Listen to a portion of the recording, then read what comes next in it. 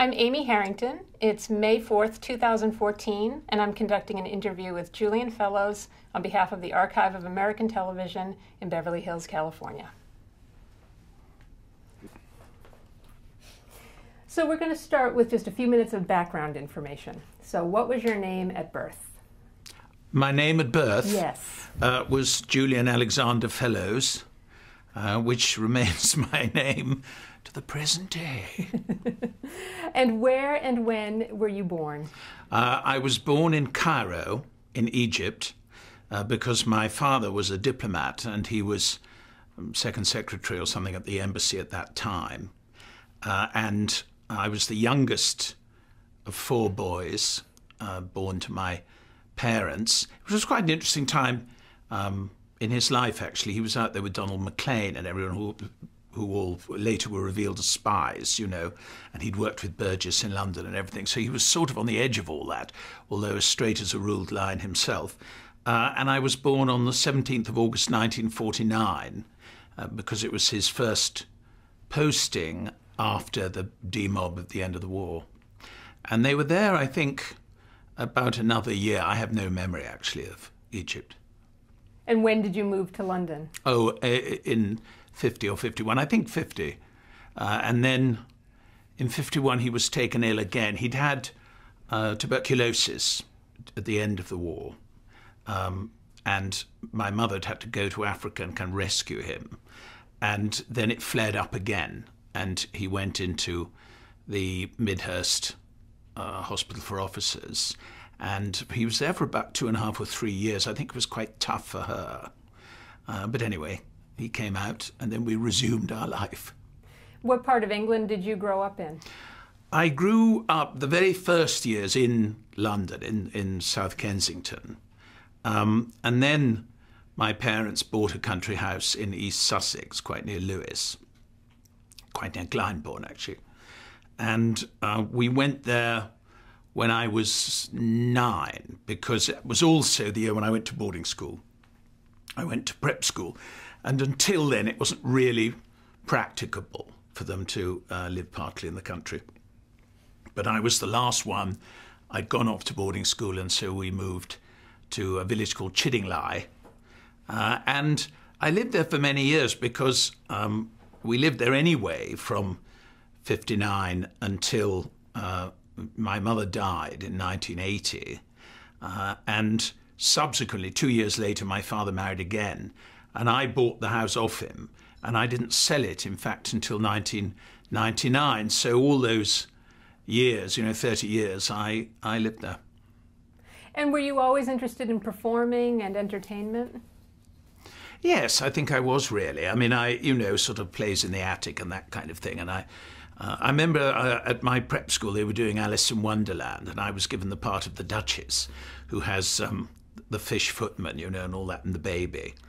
And I absolutely adored it. I had a really wonderful time, and I suppose it sort of fired something up in me. I mean, I didn't come from a theatrical background. Well, I did come from quite a theatrical background, but they weren't in the theatre. But of course, one never knows. I mean, if things had been different, I think my mother would probably have wanted to be an actress or a performer of some sort. In fact, she was very good looking, and they wanted to put her into films in the 30s, and she got a job backstage in a club theatre, and they wanted her to go on stage. But in both cases, my grandmother nixed the plan, and it never got anywhere. But I think she's probably the one. If I inherited it from either of them, it would have been her. I was very interested in film, and I'd been in a family that was interested in film. And that was also true of my grandmother, my father's mother. When in the 20s she'd been interested in film. And that was very unusual for people like her. I mean, the cinema was dismissed really as a kind of almost like sort of penny for the peep show thing until much later. But she did love it. And so my parents, would take us to films regularly and everything, which again was quite unusual sort of in our crowd. And I suppose that stuck with me. And by the time I got to Cambridge, where there were masses of cinemas, but also there were film societies, and there were, in the colleges and so on. And by that time I was seeing sort of 8 or 9 films a week. And then one day I remember it was a film called, I'll never forget what's his name, which had been directed by Michael Winner, starring Oliver Reed. And it came to Cambridge, and very difficult to explain really why now, but I suddenly, it sort of latched onto me. And during that week, I thought, I don't have to make my living here and have films as my interest. I can be one of those people that makes their living in films.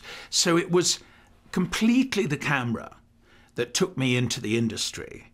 I didn't really know what to do other than act. I mean, I didn't really have, when I saw a film, I wasn't really conscious of anything but the actors, who did the lighting, who wrote the script. I didn't think about any of that. And so I got myself into a drama school without telling my parents. I didn't want to have the row until I knew I'd got a place. And I remember my mother came to get me, actually, on my last day at university. So I sort of pack everything in the car, and we were driving back. She said, now, have you given any thought to what you're going to do now and everything? And I thought, right, this is the moment. So I said, yes, I have. I'm going to be an actor. I've got myself a place at the Webber Douglas Academy. It's an 8-term course, and you have to pay. And it starts in September. And there's this long silence. She's trying to help. And she says, don't tell your father. I said, well, I have to tell him sometime, because she said, no, I will tell your father. And she waited until we were all going off, me and some friends, we were all going off to share a villa in, Paris or something, and then driving on to Portugal and all. And as we drove out of the gates, she said, he's going to be an actor and he's going to drama school. And I didn't see them again for 8 weeks. And of course, nobody can stay angry for 8 weeks. So by then he'd got over it. I mean, they were supportive. I don't mean to imply they weren't. But of course it wasn't what he had wanted. I'd done quite well at school and well at university. I had a good degree and I'd passed all my A-levels well and so on and so on. And I had chosen one of the only careers where none of that meant anything. And I would have to start again effectively and build a credibility in this new world in which I was not a fashionable type. I mean, this was, the late 60s, early 70s. And it was a time of the working class actor from the north, and Tom Courtenay and Alan Bates, Albert Finney. That was the coming actor, and I'd really missed my part in the process, by 10 years. I mean, if I'd been doing all this in the 50s, I would have been fine. So I think it wasn't snobbish. I think it was just he was nervous that I wouldn't earn a living, and he knew me well enough to know that I wanted to live reasonably well, that I wasn't one for lying under a sheet of corrugated iron and nibbling on stale bread. So he just thought I couldn't. I mean, for that reason, he said to me, I will pay your fees at drama school, but the last day of drama school is the last penny I will give you, and you can live at home for nothing.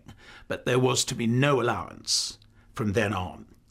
And, at the time it seemed rather draconian, really, and quite harsh. But, he felt that we had to find out sooner rather than later if I was going to have to change careers. And he didn't want that pseudo-success when you're living in a way that is much better than you're in fact doing, which, I had seen with many of my contemporaries. And I understand that now. I don't particularly resent it. I mean, they used to drive up, for hours to see me in rep, come on as the butler and say the carriage awaits or whatever.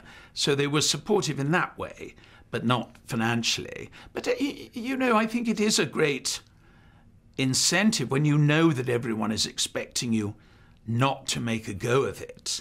You become determined to do so, and the more that people believe it's unlikely. I mean, the only thing I did learn from it, and I sometimes pass this on, is that you must stay away from negative thinking. You must stay away from people who don't believe in you.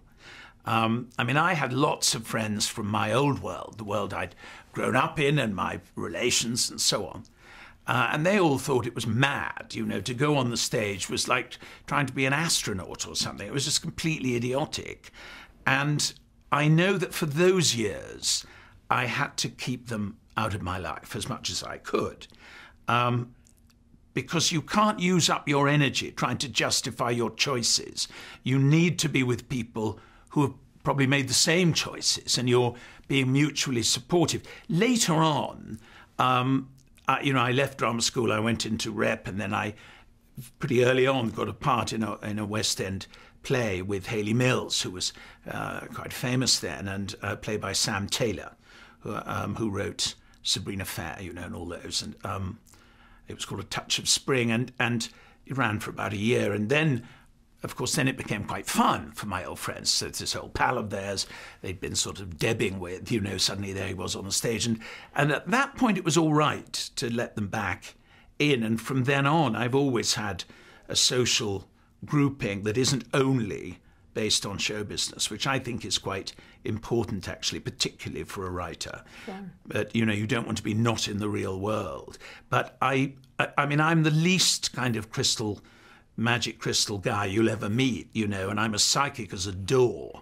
But I think you have to keep negative energy away, because this is a career in which it is statistically very unlikely that you will succeed. And you need every shred of positive energy that you have at your command. Do you remember what your first role in television was? Oh, yes.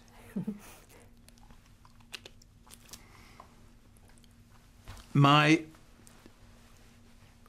very first part in television, I think, I mean, there's a sort of 2 or 3 that are slightly muddled up, was in an incredibly boring series which was called Churchill's People, and it was supposed to be based on his history of the English-speaking peoples, and it was sort of episodes. And I remember this was the Boston Tea Party and the beginning of the American Revolution. And I was a sort of redcoat officer, and I had one line. I was in this sort of cafe, or whatever the 17 thing equivalent was, and some revolutionary, played by a rather nice actor called Thomas something or other, and he had to say something, and I had to be very insulting. And I said, perhaps they won't serve your class of person, or something, usual stuff. And then he jumped on me. We had this incredible fight, and I had to fall downstairs. And that was it. The play itself ran for what seemed like about 40 hours, and my parents sat there with matchsticks propping open their eyes. My father literally passed out before the end, and at the very end we finally finished, the credits rolled up, and my mother turned to me and said, "We wanted to know more about that officer," which I thought is the job of mothers. And then I got a small part in something called Love on a Tugboat, but then the next part was quite a big change in my life, because the BBC were doing a version of Ennui's Keane, a very good cast, and suddenly I was working with, you know, Robert Stevens and Sarah Kesselman and all Adrian Corrie. I mean, it was quite a sort of bright line. And Keane himself was played by Anthony Hopkins, and he with his wife Jenny, had rented a flat in Earl's Court, very near my flat where I was living, my parents' flat. And I remember one day his car hadn't turned up, and I said, "Oh, well, I'll give you a lift because I live about 1 minute away." And from that, we became very friendly during that. And he was a tremendously important influence, because when I'd left drama school, because the great emphasis in drama training in England was theatre, theatre, theatre, theatre, theatre, and still is to an extraordinary degree, I was sort of diverted from my real interest, which was the camera. And you know, it's rather like Goebbels' great lie. If the same thing is constantly said in your ear, it's very difficult to resist. And I started to believe that the most important thing was theatre. And Tony really made me aware of the fact that what I was interested in was camera. And he by then had gone to live on the West Coast. He was starting to do very interesting films. And, you know, he'd been a great success in the theatre, a great classical actor. But he was really interested in film. And it was wonderful to find a kindred spirit, particularly one who'd made a success of it and had, you know, made it happen for him. And he was a tremendous influence, certainly in terms of acting, very much the greatest individual influence of my life. And he was the one, for instance, who taught me that the main mistake of British actors when they were cast in films is they tended to approach them as if they'd been cast in a play and arrive on the first day, you know, having read it and with a sort of vague idea of what they wanted to do, as if there was then going to be a 4-week rehearsal period before you were locked into anything. And of course, on a movie, your first day is your first night, because everything you do from the first day will be in the edited version that everyone watches at the end. So you must arrive on a film or television set having effectively conducted your own rehearsal process, but leaving room for the different performances that your fellow players will bring. And this is quite testing, but it's also very interesting. And it was really under Tony's tutelage that I started really to grasp that camera acting was not just stage acting, but smaller. It was more complicated than that, and you were trying for a different kind of reality, a different level of reality. There was no sense that you were projecting it from the front. You know, on stage, if you have a funny line, you can say it up to that angle, but if you say it from that angle, you'll lose the laugh. Now, there's none of that in film. In film, you must bring your own reality, and it is up to the cinematographer and the director to get your performance. But if they don't want your performance, there's nothing you can do to get it down the lens. So in that sense, you're in a very defined moment of reality, and you have to put away any concerns you have. How am I lit? You know, where's the camera facing? That's all stage thinking. And you've got to get rid of all that. And I found that fantastically interesting. And also, he was absolutely marvellous as Keane, and I was playing Cherry Lungi's fiancé, Lord something or other, and I was in several scenes with him, but not doing that much. So I was able to observe, you know, what he and what the others were doing. I mean, there were plenty of very good actors in it, and that was quite a big sort of learning moment, really. And then my first film was there was a great fashion at that time for haunted children, sort of devil babies, you know, and Rosemary's Baby and The Omen and all of these things. And this one was also with Mia Farrow, and it was called, I think it was called Full Circle. And I had one scene, but my scene was with Mia Farrow. And she was in a library looking up newspaper entries of how in this house a baby was hanged or whatever it was, you know, usual charming storyline. And I was the librarian, so I was sort of fussing around and fetching her these books and talking to her. And actually that was very interesting. She is a very accomplished screen actress. And, you know, at that time when you're young, and particularly I had the advantage of knowing that what I wanted to do was camera. I wasn't still, as a lot of young British actors are, thinking, I want to be a stage actor, but I better do this camera thing so I can pay my rent. That was completely not it for me. I wanted to be doing what they were doing. And so I was really watching them with a view to getting the trick of it. And so is that why you came to Los Angeles ultimately? Yes. At that time period? What happened was I started to develop a West End career. there was very interesting theatre at that time, but it was mainly in the subsidised theatre, in the National, in the RSC, and so on. And I was wrong for them. I was, for want of a better word, too posh, and I was seen as too conservative politically, and I just smelt wrong, you know, for that. And so the theatre that claimed me was the West End, was the more commercial theatre of the West End. And, you know, I don't believe in those snobberies, so I was perfectly happy to do that.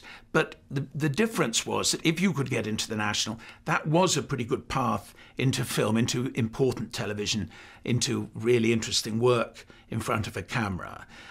Whereas the West End was much less so. It was seen as a kind of self-repeating, self-serving community, and you would have certain people and they would finish in this play and then they would open in that play, and that was what they were doing. And to a certain extent, that's what happened to me. I went into a comedy originally called Sextet, but it led to a slight misapprehension on the part of our audiences. So they, after one or two slightly alarming incidents, they changed the name to Six of One, which was a little bit more acceptable. But then I was in another comedy, and then I was in an Acheborn play called Joking Apart. That was a good play with a good cast, with Alison Steadman and Christopher Cazenove and things. But then I came out of that and I did a tour of Anatole by Schnitzler, and then I went back into the West End with the Noel Coward play Present Laughter with Donald Sinden. And I started to feel, I mean, I was lucky in a way, you know, as I was always working and so on, and I was getting onto the fringe of that sort of London actor thing, but I was starting to feel that I was being trapped in a career that wasn't my career. There was nothing wrong with it, but it was someone else's career, and it wasn't the one I wanted. And a friend of mine in America saw an advertisement for a position, a West End representative of a PR firm in Washington, to sort of cover things.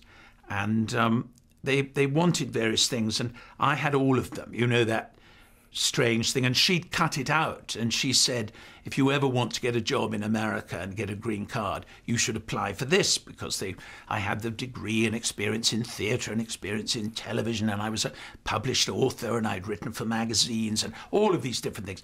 And anyway, I applied for the job and I got it. I think he was rather amused that an Englishman had asked for this job, you know.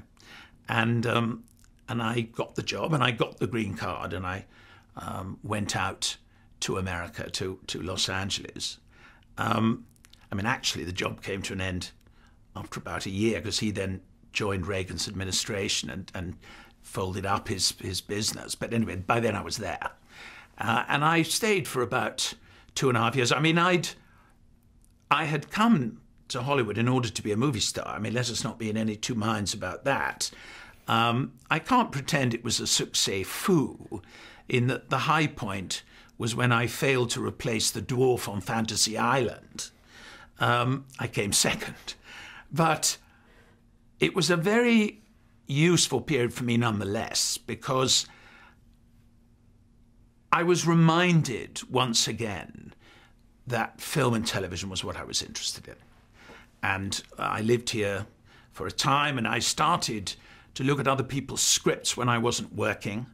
And people would give me scripts and say, oh, I've been asked to do this by Paramount, what do you think? And I'd read it and say, well, I think it's fine until the doctor gets killed, but then nobody seems to have any reason for what they do in the last third, and all of that, which, as things turned out for me, was a very useful period. It was a kind of course in script analysis, although I didn't realise it at the time. But it did really clarify for me that I didn't want really a career that was a mixture of theatre and film. I wanted a career in camera work. I never made the distinction between television and film. I've always enjoyed television. I like it, and I think the difference in audiences, the fact you can get a much more adult audience for television, makes it useful in other ways, you know. But when I got back to England, I mean, eventually I was still getting far more work from England than I was in America. And I was flying back and forth, you know, and doing a series, coming back, going back, doing another job, coming back. And then I made a discovery. There was a film that Disney were making called Baby, Secret of the Lost Legend. It was the first dinosaur movie. And there was a part in it as the assistant villain.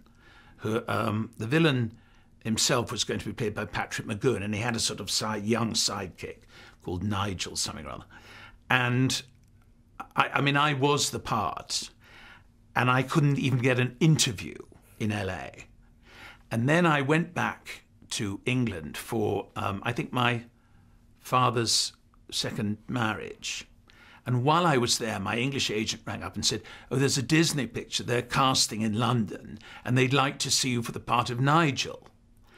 And of course, it was the same movie, and I went up for it, and I got the part. And I went off and made this film in West Africa, in the Côte d'Ivoire.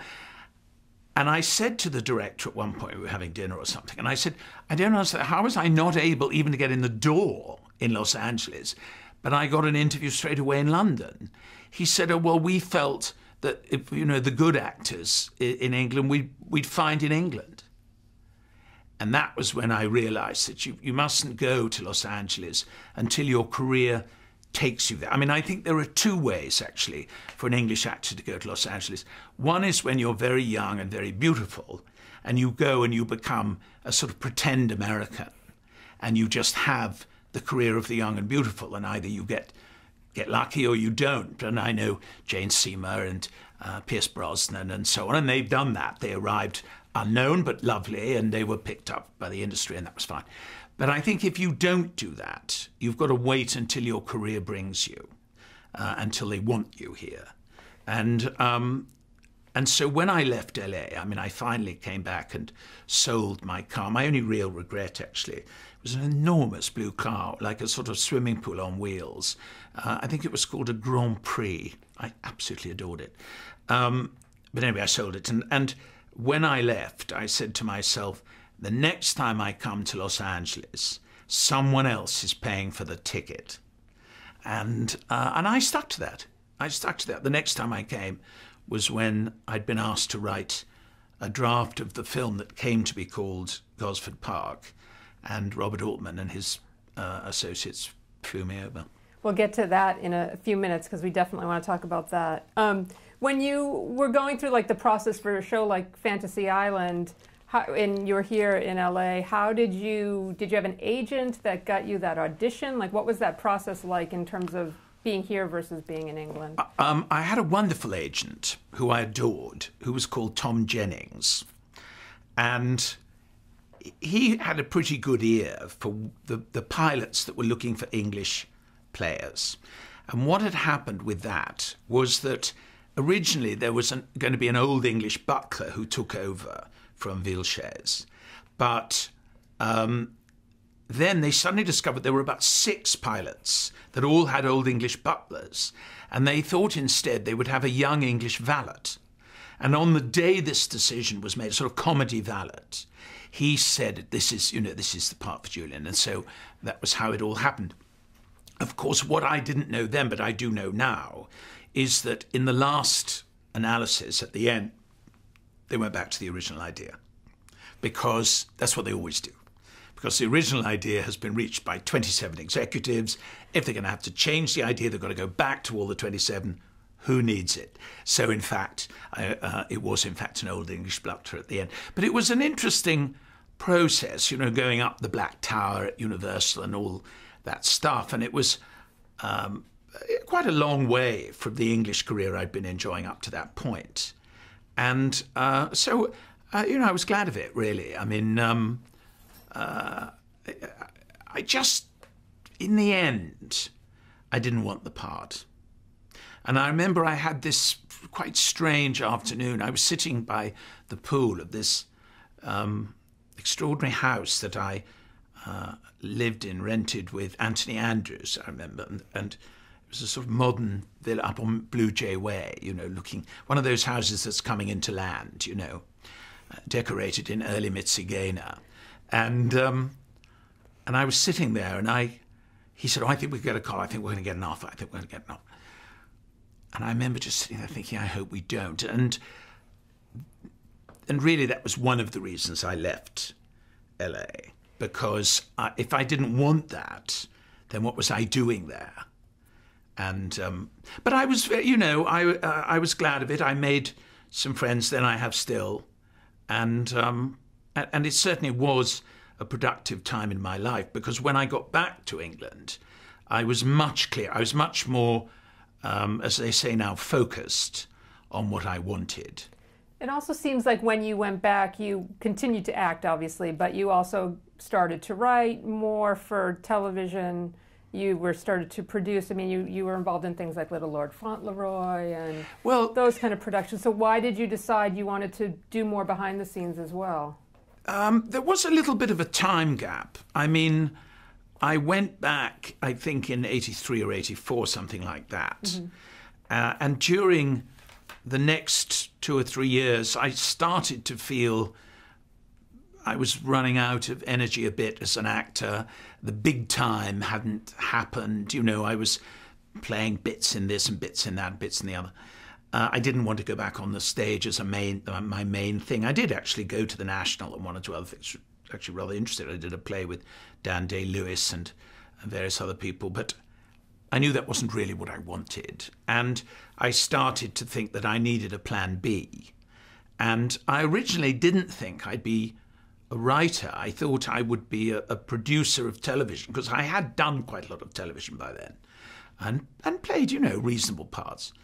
And I thought I knew how it worked in as much as anyone does. And I formed a company with a director who had cast me in a series of Swallows and Amazons for the BBC.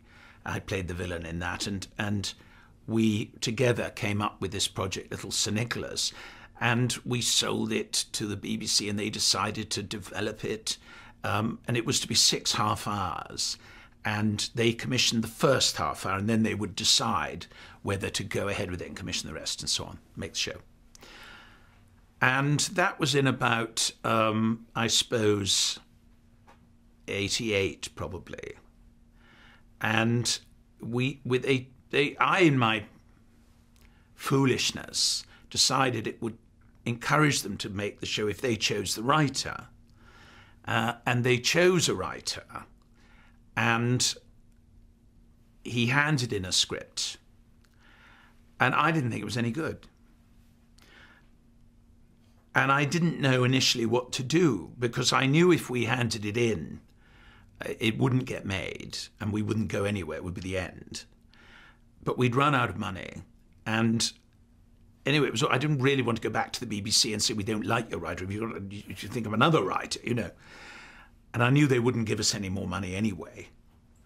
I mean, my wife always says I'm rather unfair about this. But I mean, just to give you an example, in this story, there had to be a moment where this woman came upon the child who she thought had stolen her son's inheritance, it is my stamping ground, and did something that was terrible. And in the final event, as we shot it, she found him planning to run away, and instead of trying to stop him, she gave him money so that he'd go. And the point was, it had to be forgivable, because everyone loved everyone by the end. And I remember when he handed in the first draft, she threw this boy over a cliff. And I said to him, "This is difficult, because it's kind of hard to forgive a woman who's thrown an 8-year-old over a cliff." He said, "Why?" So that was what I was up against. But anyway, whatever the justification, I rewrote the script without telling anyone. And I handed it in as his work. And I thought, well, we won't get the commission anyway, and then no one will ever know. We got the commission. So then you can imagine what hit the fan. And the whole thing everyone was incredibly cross. But they decided to go ahead. But of course, because they picked up the option, he had the right to write the rest of the series, which he did. None of it was filmable. So then they said, "Oh, we can't make the show." And I said, "Well, maybe we can get someone to write it for nothing." And I always remember my partner saying, "What fool would do that?" I was that fool. And that was the beginning of my writing career. I wrote it. I didn't get the credit. I was writing advisor or script supervisor or something, one of those. But anyway, I did write it. They did shoot it. It sold very well around the world. It was the only children's program in the top 10 sales of the BBC that year. And then on the strength of that, they commissioned Little Lord Fauntleroy, and that is the official beginning of my career as a writer. And that's how it came about. And then Little Lord Fauntleroy did very well and won an Emmy, International Emmy in New York. And then they commissioned one more. That was The Prince and the Pauper, which we made again. I mean, we were getting audiences between 8 and 10 million in a slot that normally got 2 or 3. So that was very encouraging. And it also told me that there is an audience for a kind of drama that the Lovies wanted to believe was dead, but was not dead. And that simple lesson would have a very big effect on my own career subsequently. But anyway, then Anna Hume, who'd been head of the children's department at the BBC, which in those days was separate, the children's drama was separate, it isn't now. Anyway, she left to go off and head up the Children's Film Foundation, I think. And the new incumbent didn't, she wanted drug runners on the streets of Liverpool, so it wasn't my bag. And so then I started writing scripts on spec, unpaid. But one of them was for Bob Balaban, the American actor-producer. And interestingly, I always say this to young writers, when they're writing their early scripts, they think of them as, this is going to be the best movie ever. But I say, if you can bear it, if you can think they may be audition pieces that get you what you want, and there may be something in their tone that, because normally producers, heads of drama at channels and so on, they know what they want to make. And what they're looking for is the writer who will make it happen, who will dramatize it. It is unlikely that you come across someone who is looking for a whole project. They know what they want to do, but your project may convince them that you're the writer for them. And anyway, that was exactly what happened in my own case, that Balaban was trying to set up a film about an English country house with Robert Altman, and they hadn't been able to attract a writer, I think because in the climate at that time, the material was seen as so old-fashioned and out of date and very untrendy, and nobody really wanted to do it. And indeed, subsequently, when the script was written, we couldn't get an English company to come in until finally Sharon Herald and Jane Barclay came in, and Sharon was American anyway, and Jane was the only English person. But the fashion in England at that time was totally against that kind of drama. So I was, to a certain extent, rolling a rock uphill. But in fact, the script of it was the Eustace Diamonds, which was never made, got me the job to write, as I say, the film that became known as Gosford Park. So talk about that. So Bob Balaban gave you a call and said Altman wants to do this project, and you seem like the right guy. Is that he gave me a call? He said, would I like to write a film for Robert Altman? I said, yeah. The idea was, because, Altman liked to take a thriller and then make a thriller that kind of wasn't a thriller, like The Gingerbread Man, or he'd make a Western that wasn't really a Western, like McCabe and Mrs. Miller. And he wanted to make a country house murder mystery that wasn't really a country house murder mystery. He said to me, this isn't a whodunit, it's a who cares whodunit. And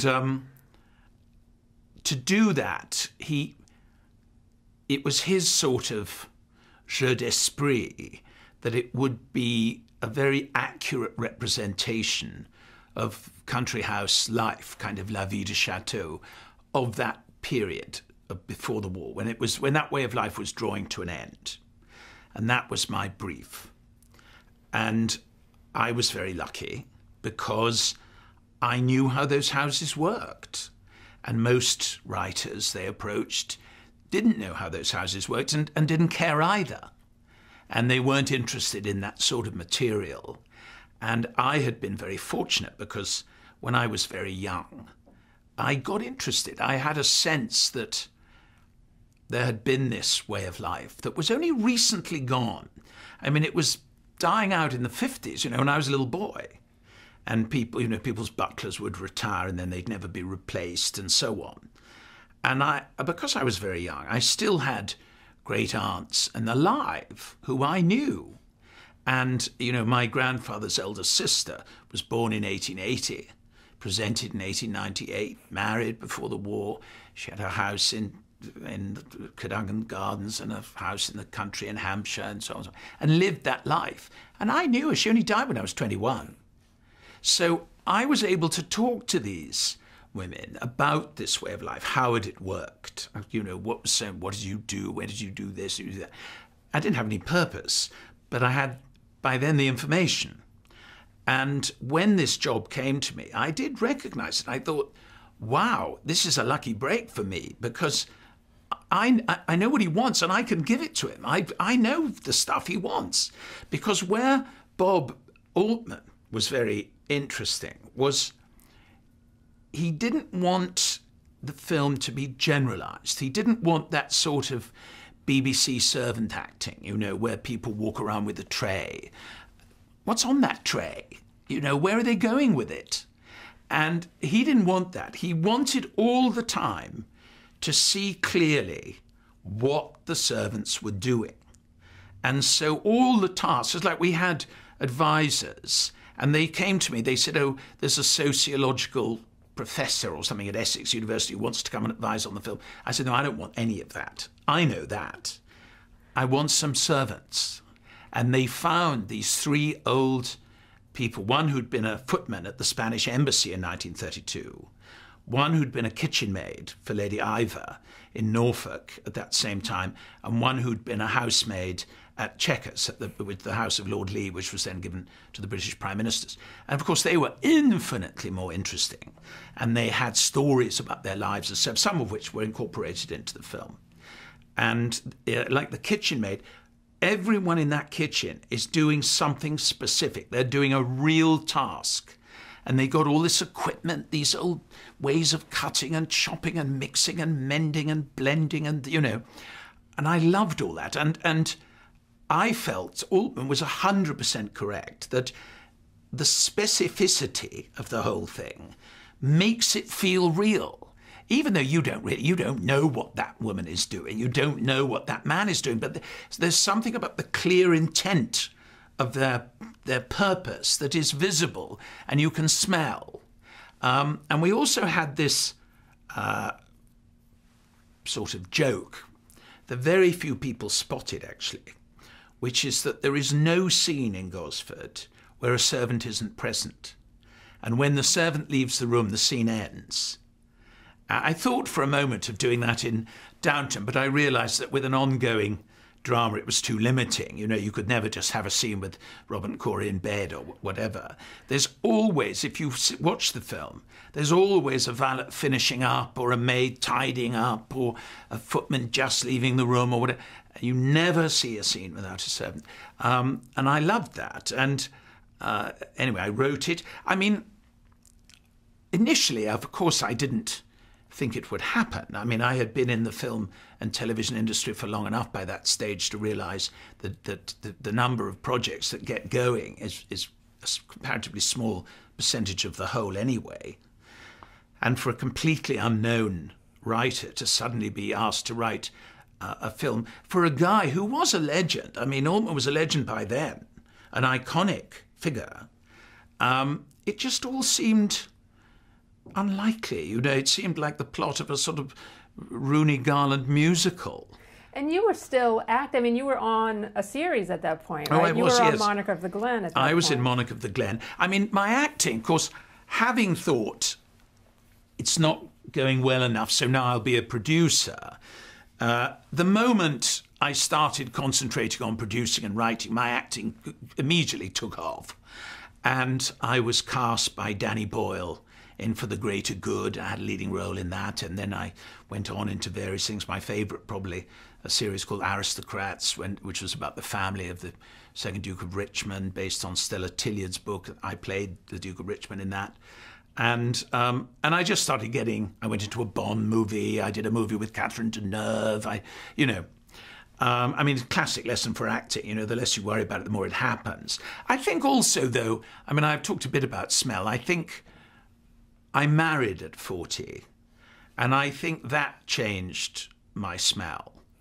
I think I was much less anxious.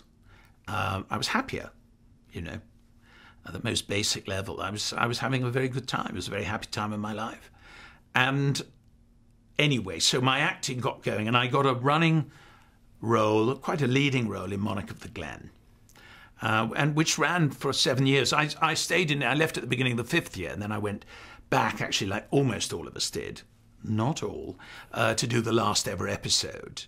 But it was a happy time for me, and it was fun for them, really, because I wrote Gosford during the second season, filming the second season. Then in the third season, I had a gap.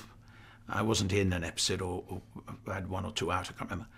And I flew to New York to see, not quite a rough cut, it's sort of a nearly final cut with Emma.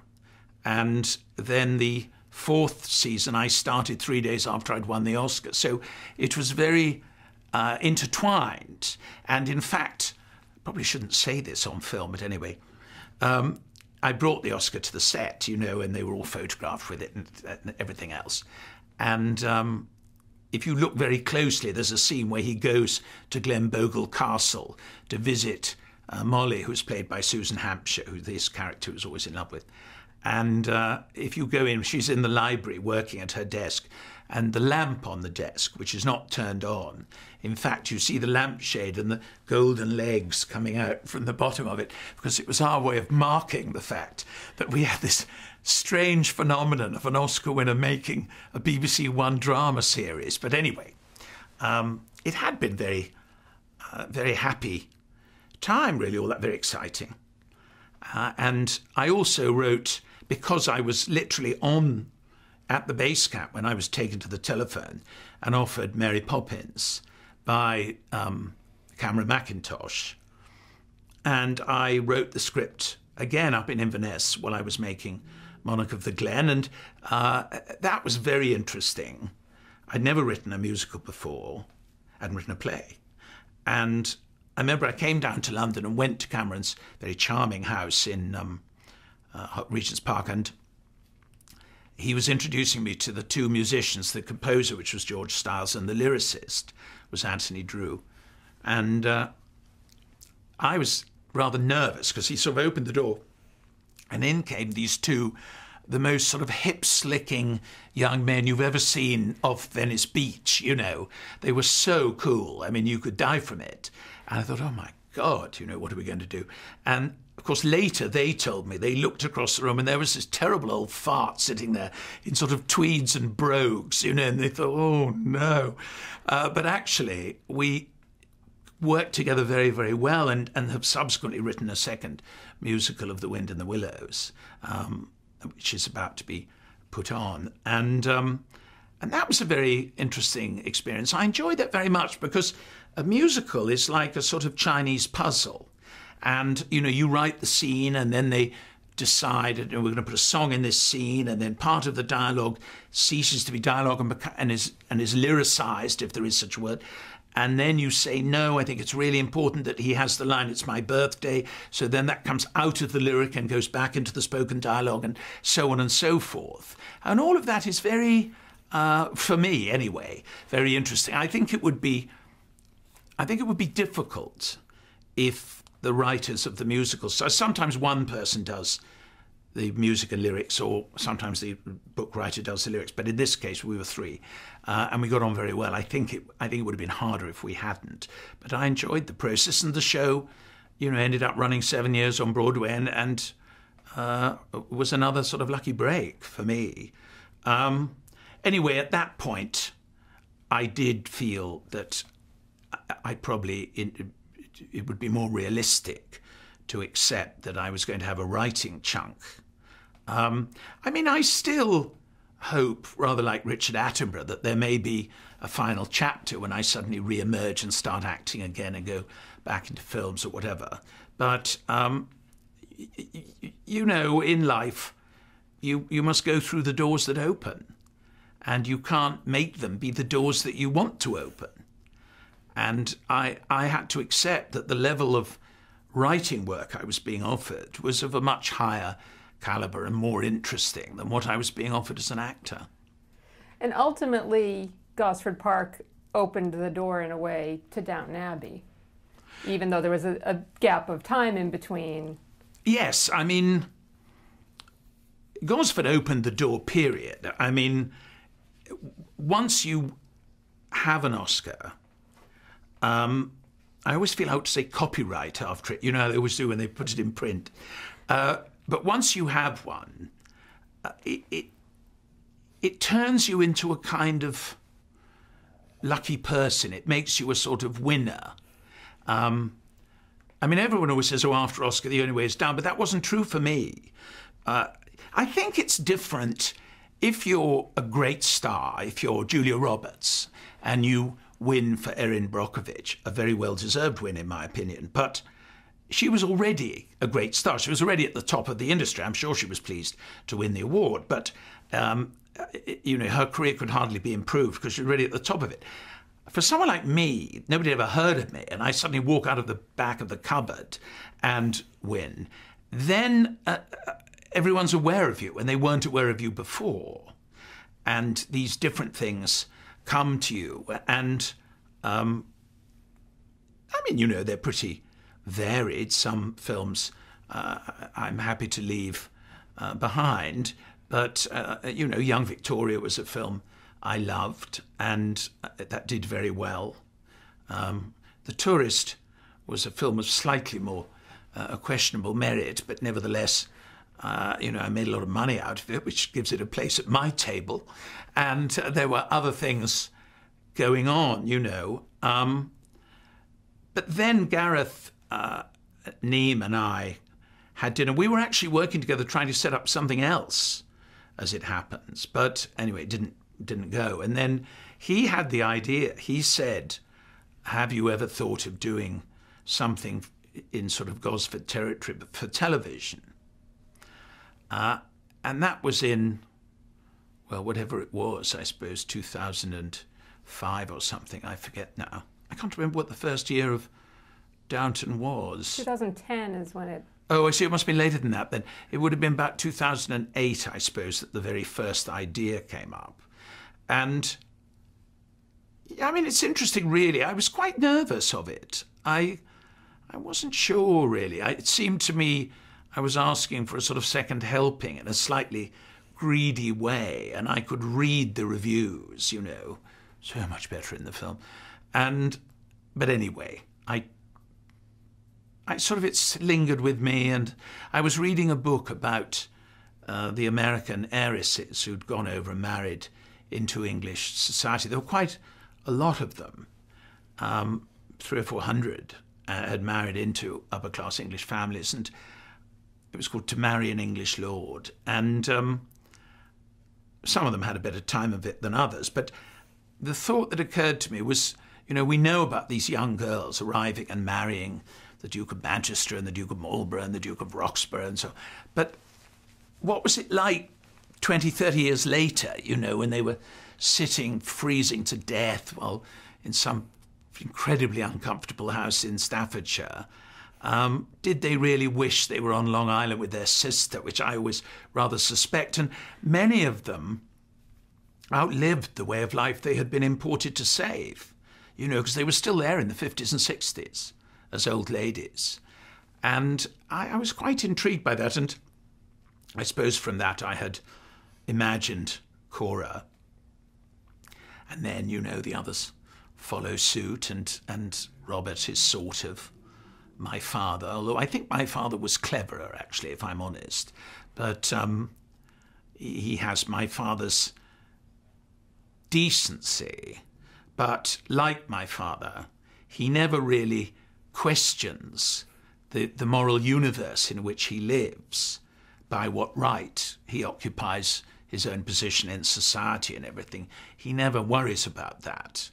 And I don't think my father did either. Not that his position was as elevated as Robert's, because it wasn't, but it was quite a privileged one in the greater scheme of things. But I think he felt, as long as you do your stuff and you do what's expected of you, and you take your responsibilities seriously, then that's okay. And you know, I'm not sure he's wrong. I don't say that as if he's wrong. I'm not sure he is wrong. Maybe that is a much more realistic assessment of our duties than some kind of 1970s John Lennon song, you know. But it's just, I think I am more questioning, which probably makes sense for a writer anyway, because you're always thinking analytically, because that's kind of what you're doing. But anyway, gradually the other characters fell into place. It was a very straightforward sell, which was odd, because the kind of on dit in the industry at that time was that this kind of drama was dead, was finished, and there was no place for it. Because in a way, the kind of candy-floss Marxism of the post-war British entertainment industry had decided that that kind of genial leftism was the only game in town, and anything that smacked of pre-war entertainment or 50s or nostalgia or anything was all finished, was all dead. And there were certain elements in society trying to make it a self-fulfilling prophecy, you know, but it wasn't true. And there was an enormous audience out there for a more, I mean, in one way you could say old-fashioned, but for me, I think the fashions have changed now. And when I look at those 70s dramas where all the toffs are horrible and everyone else is oppressed and miserable and everything, that seems terribly old-fashioned to me now, because we sort of as a world think we're more sophisticated than that, I think, and we realise everyone has their different journey and they're mostly trying to do their best. But anyway, that was the thinking. And for some reason or other, Peter Fincham, who is head of ITV, he just had a hunch that the country, I don't think he understood the world, but the country was ready for one of those dramas. And we took the idea to him.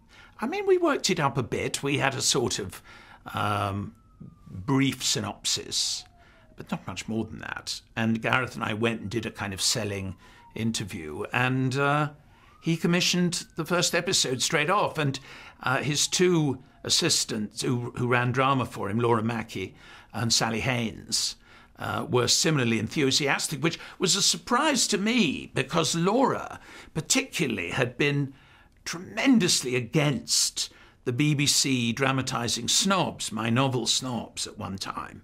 And you'd have thought there was a sort of similarity there, but I think it was as simple as the fact that she thought there wasn't a market for Snobs when that came up, and by the time this came up, there was a market. I think she was just being a businesswoman. And anyway, they were all three very supportive. I wrote the first episode. Actually, do you mind if we stop there? Oh, sure. Because that'll be the perfect place for us to change tapes, and then we can come back in.